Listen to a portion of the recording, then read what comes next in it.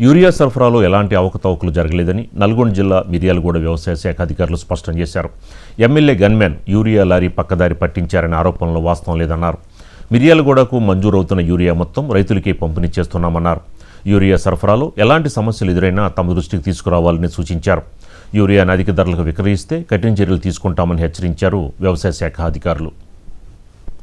ఆరోపణలు వస్తున్నాయో అటు కుక్కడం NDCMS-కు ఇప్పటి వరకు ఆయనకు 69.93 మెట్రిక్ టన్స్ యూరియా రావడం జరిగింది. ఆ NDCMS-కి 29వ తారీఖు నాడు ఆగస్టు 2020 నాడు 20 టన్నుల మెట్రిక్ టన్స్ మాత్రమే వచ్చింది.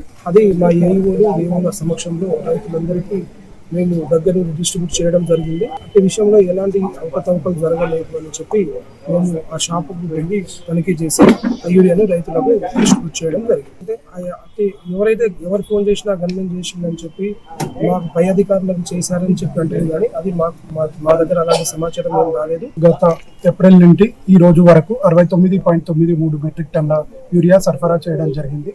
మేము ఇచ్చిన ఇండెంట్ ప్రకారమే 29 ఆగస్టు 2025 నాడు 20 టన్నుల యూరియా NDCMS డిపో కుక్కడానికి సరఫరా చేయడం జరిగింది. అటు యూరియాను మేము మా ఏఈఓలు మా సమక్షంలో రైతులందరికీ పంపిణీ చేయాలి.